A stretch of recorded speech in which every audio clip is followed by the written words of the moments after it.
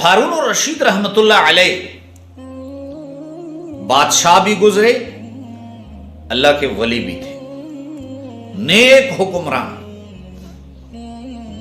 ہارون الرشید رحمت اللہ علیہ کے محل میں، محل کے ہر کونے میں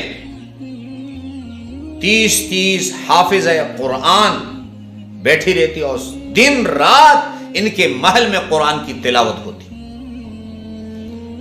اور ہارون الرشید رحمت اللہ علیہ کے دربار میں ہر وقت 200 سے 250 300 علماء موجود رہتے، اور جب بھی ہارون الرشید رحمت اللہ علیہ کوئی کام کرتے تو مشورہ علماء سے کرتے۔ اور ہارون الرشید رحمت اللہ علیہ کی بیوی زبیدہ خاتون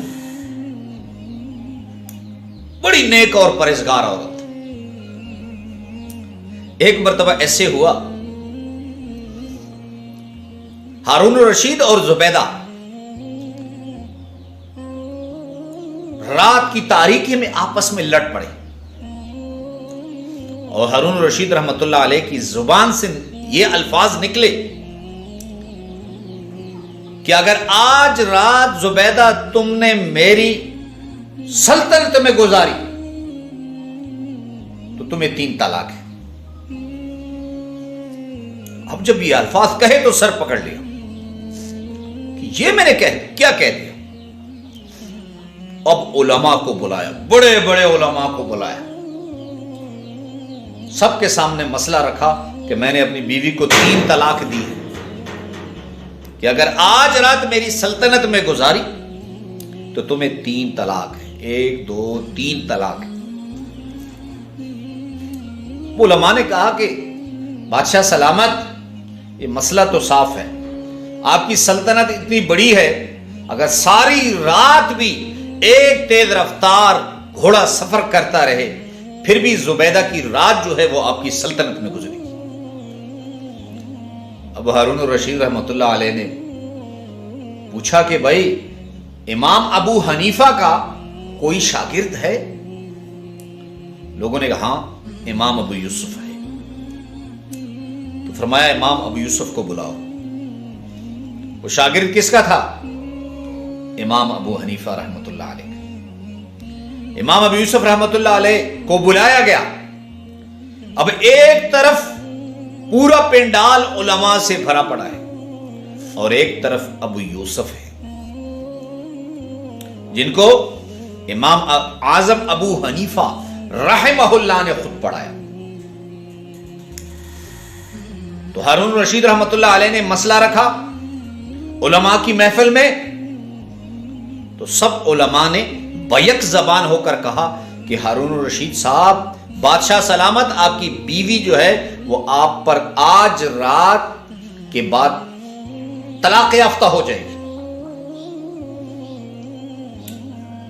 ساری رات آپ کی سلطنت میں گزرے گی۔ تو ہارون رشید رحمت اللہ علیہ نے امام ابو یوسف رحمت اللہ علیہ کی طرف دیکھا اور کہا کہ آپ بتائیں۔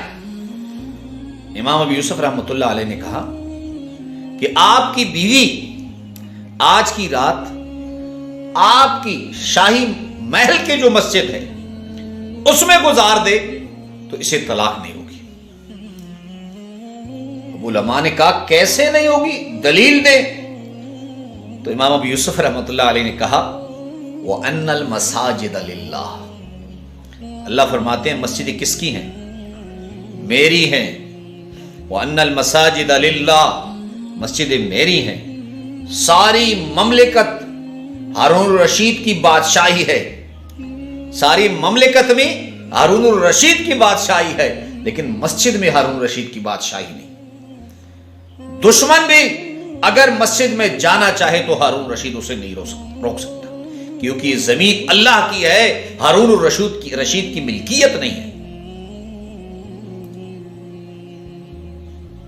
تو ہارون الرشید رحمت اللہ نے فوراً کہا کہ امام ابو یوسف کو چیف جسٹس قاضی القضاء کا عہدہ دیا جائے۔ اس لیے تو اللہ اور اس کے رسول علماء فرماتے ہیں